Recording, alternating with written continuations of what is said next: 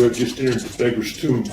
I am Achulla, defender of the truth, special forces at the Beggar's tomb. Do not expect words like greetings and welcome to come from me. Only when the tomb is visited is there a risk of it being polluted, desecrated, or robbed. It is my duty, therefore, to be cautious of everyone, and I trust no one. Also, I will tell you up front, I am not any kind of a host or a tour guide, so yes, I will be reading from my script. I say now to you, if your purpose here is without malice, you will have no opposition from me. Whether you have stumbled here by chance or error, or if you've been drawn here by curiosity, or if you've come here because you know that there is treasure here. A treasure that is a large family treasury that spans several generations. Since its value is not monetary, it is easily unnoticed, doubted, disputed by narrow minds, but still there remains a considerable number of people who are searchers by nature. They search for that intangible value that is gained through the appreciation of art that comes from the heart and true inspiration. It's often a long road they travel, restless with an appetite for the real McCoy and a sixth sense to smell a phony from a cheap seat. But eventually they do their first deep dig into the cosmic network of artists united by the Beggar's tomb, as one deep dig leads them to another. In another's life of any of these artists, they become introduced to another, then another. And then collaborations between two or more of these artists. And then, when it begins to dawn on them that they have struck silver, a whole mother lode of it that is still being tapped and still producing gems. Although I am leery of newcomers, I also know it is not my right, place, or duty to decide who has the right to come here and who does not. Therefore, I'll follow the general rule to not pass judgment based on a hunch or because they seem similar to someone who turned out to be a scumbag. Aside from keeping a scrutinizing eye on the newcomers, I do nothing to impede their coming and going from the Beggar's tomb. But for those who come to bring mischief, and as for those who learn a little and con other newcomers into believing that they are Grateful Dead family, they sow deceit and confusion. To them and all those who come for the purpose of mischief, espionage, or thievery, I have only this to say. Curses be three that fall upon me who violate the Beggar's tomb. I have been placed here at the entrance of the Beggar's tomb tonight to relieve Porkchop, whom most call Bob, of the task. Because I am a defender of the truth, I am going to disclose to you the reason for that decision, rather than leave it up to others to speculate and spawn rumors. We who are under a single authority approve of Porkchop's efforts so far. However, an executive decision came down that Porkchop will not be hosting tonight. The last two episodes he hosted, he was at least partially intoxicated. This is in no way a violation by Porkchop against his duties at the Beggar's tomb. After all, his outlook on all this is it is truly a celebration. Therefore, he celebrates. But there arose some concern in the departments of higher thought that we should take this episode to explain these things to this fresh new audience. The decision to have Porkchop set out an episode is not a punishment intended to change his behavior. Rather, it is so I can come to you and explain Porkchop's hosting technique to you a little bit. Firstly, he is a true believer that there is power in magic at the Beggar's tomb. The unmeasured amounts of artworks that have been produced by these artists, whom the Beggar's tomb memorializes, contains both educational and spiritual merit.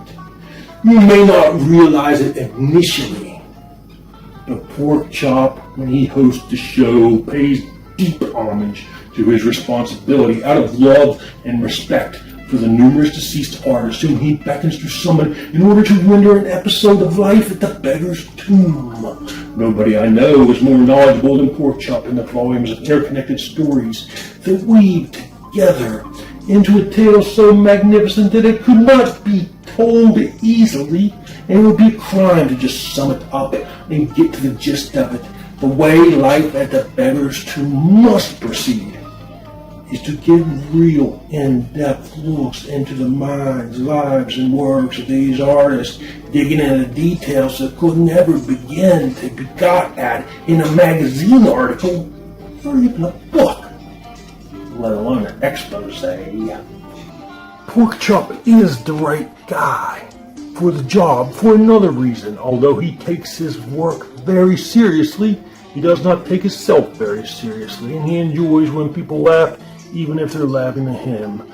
His approach of speaking the words that are in his mind in the moment and allowing words to come out of his mouth unbridled, sometimes words up mispronounced or out of place in the pursuit of the muse, he cannot stop to correct himself or apologize. He considers improv monologue as a way to leave openings for the grateful spirits or perhaps even God to leap into the conversation. But all this he learned from the greats we're here to honor. So with that metaphor discussed, Episode 5 presents to you the fourth and final segment of the first third of Neal Cassady's life with devout reverence to Neal Cassady's autobiography. Porkchop crafted this video outline himself in 2014. Although it's obviously low budget, more like really no budget, it's extremely accurate to Neal's telling of his childhood. It is by far the most in-depth video telling of the early years of Neal Cassady's life thus far. So roll it.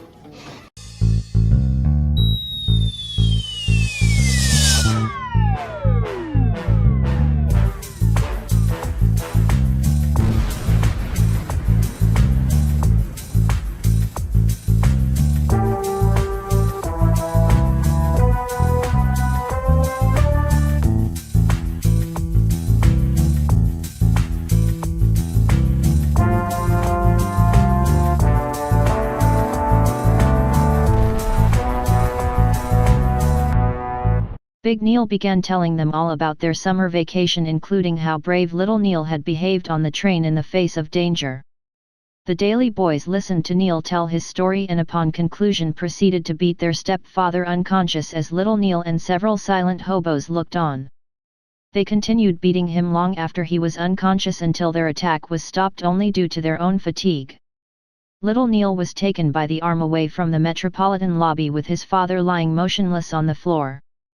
Neal was taken by the Daily Boys to an apartment complex called the Snowden and was reunited with his mother. It was henceforth decided that Neal would spend only the 90 days of summer with his father and remain with his mother at the Snowden during the school year. Neal Leon describes his new home. It was a rather infamous place, mostly noted as a bootleg stronghold, although also notorious, over the east side anyway, for its characters, who were typical yet unusual enough in their own right. Ex-convicts, perverts, a jazz musician or two, several prostitutes, usually unpimped, addicts, mainly alcoholic, numerous wild young men, though mostly visitors of lusty mind and crooked action. There was, too, a small normal core of pious parents such as mother, struggling for their many children, and maybe even a few vicarious old maids or bachelors.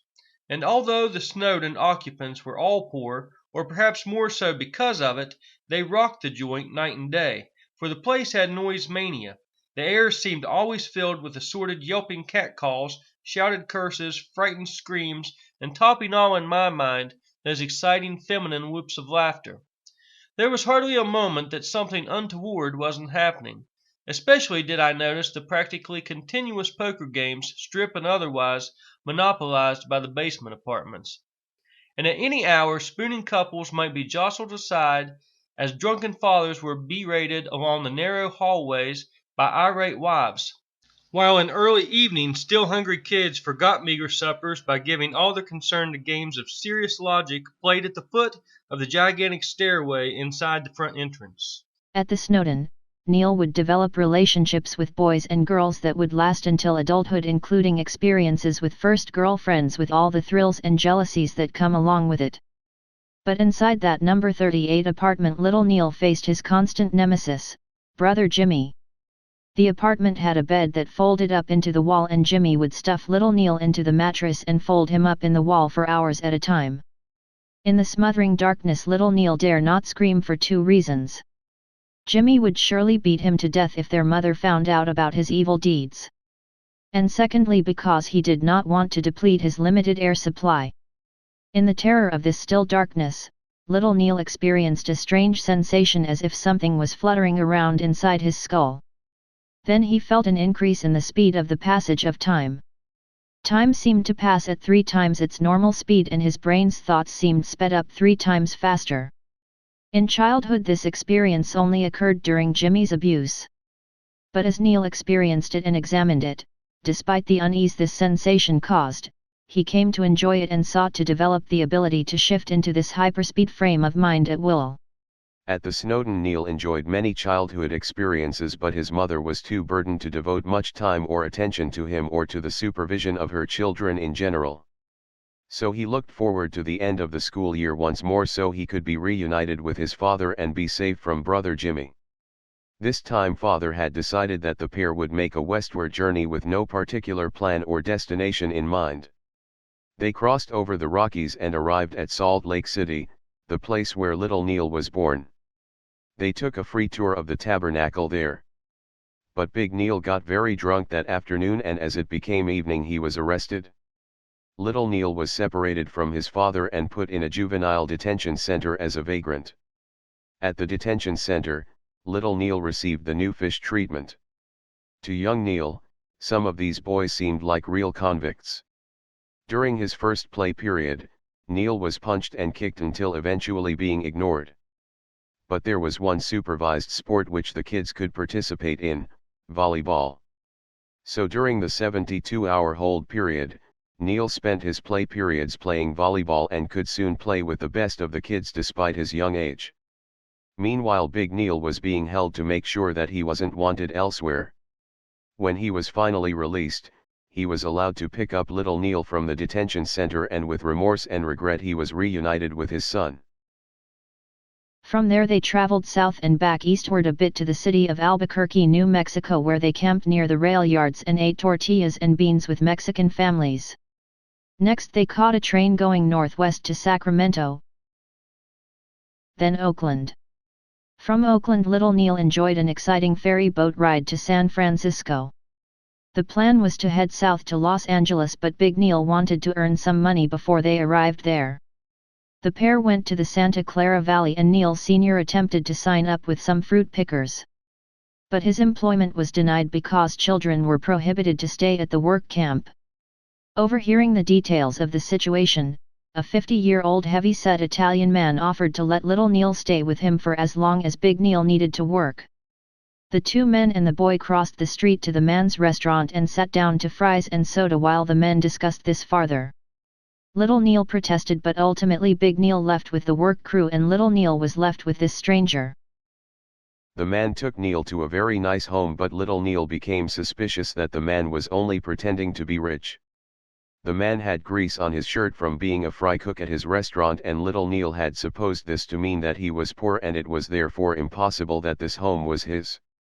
Even when the man had cleaned up, Neal imagined him to be dressed in the clothes of whomever's home it was they were squatting. Neal became convinced that the man was plotting to kill him, although he was shown nothing but kindness. Nearly every day he would return to the downtown park and lie in the grass thinking back on the awful day that he was separated from his father.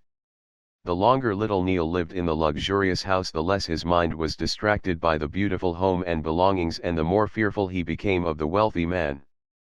But it was there at that house that he developed an interest in automobiles, inspired by the restaurant owner's V16 Cadillac.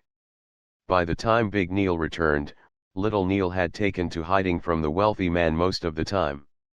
Nonetheless, the man offered to adopt little Neal and put him through college and make him heir to his business and estate. But Big Neal and little Neal refused the offer.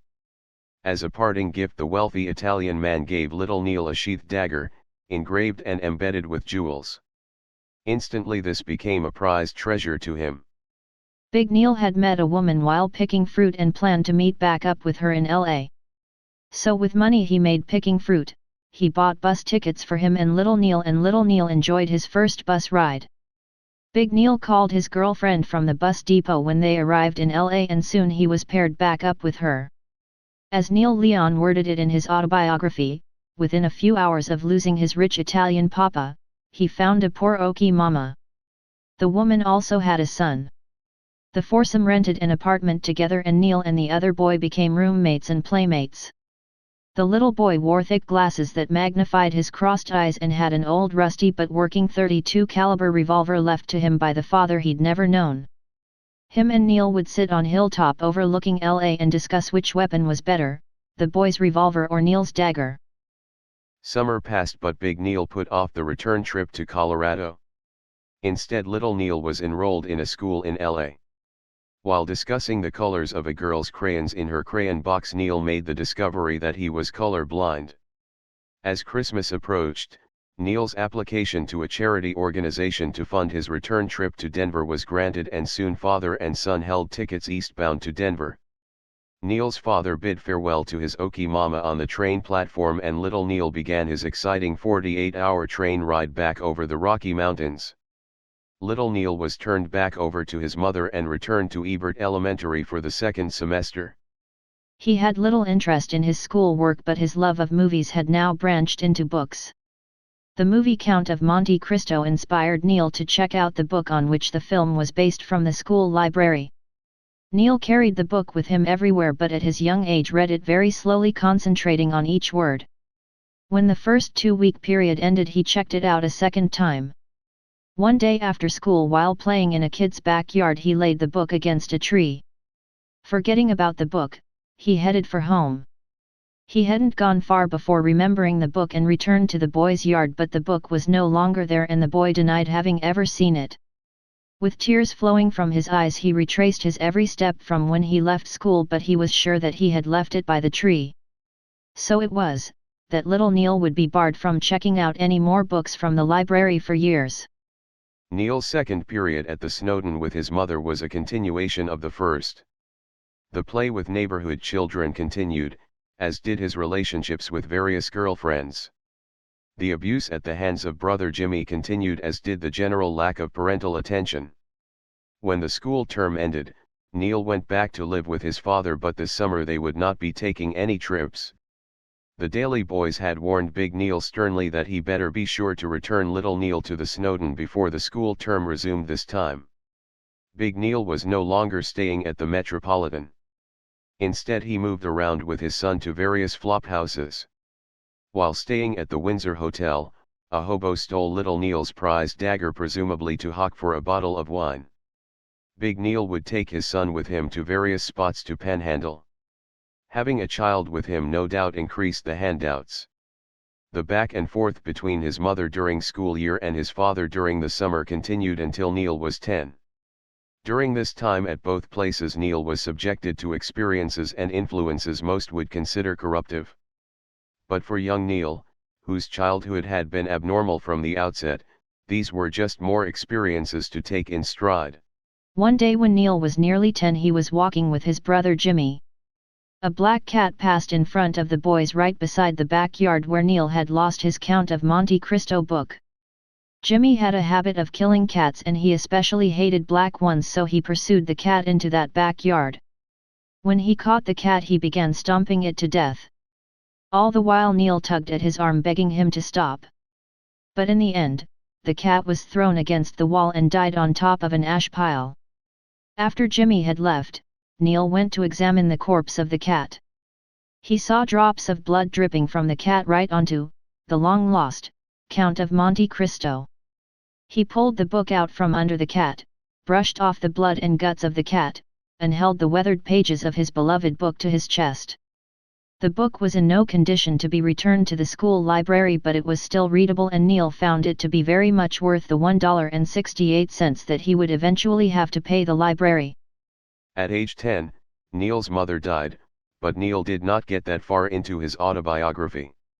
However, a great deal of what happened in Neal Leon Cassady's life from this point on, has been recorded by writers and friends who knew Neal, and were inspired to tell about him. And so concludes the first third.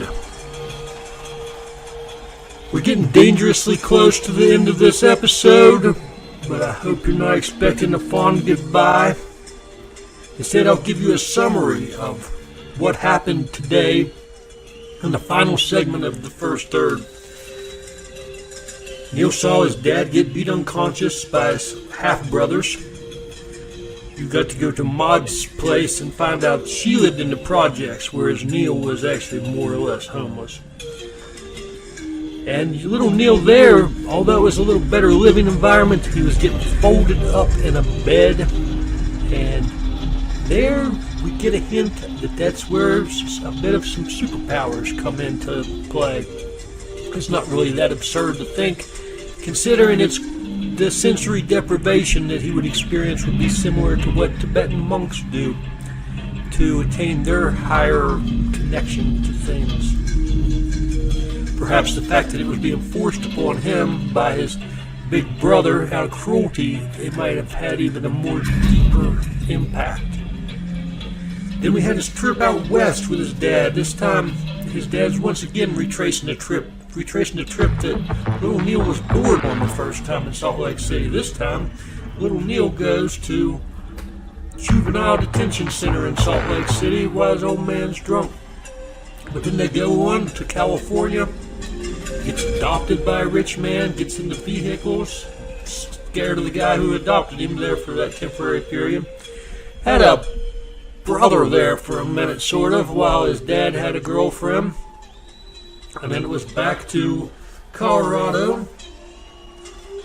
And then we found out that Neal started his love of books. And at the young age of 10, he'd already made it up to an adult level reading The Count of Monte Cristo. They say you never really appreciate something till it's taken away. Well, he lost it. He didn't have it, couldn't check any more books out of the library. And then the way he got it back, that awful brother Jimmy chasing that black cat, supposed to be bad luck? Well, it was for the cat, but as Neal chased it there, where did Jimmy end up having the carcass land when it was all said and done? Right on top of the Count of Monte Cristo. Quite a,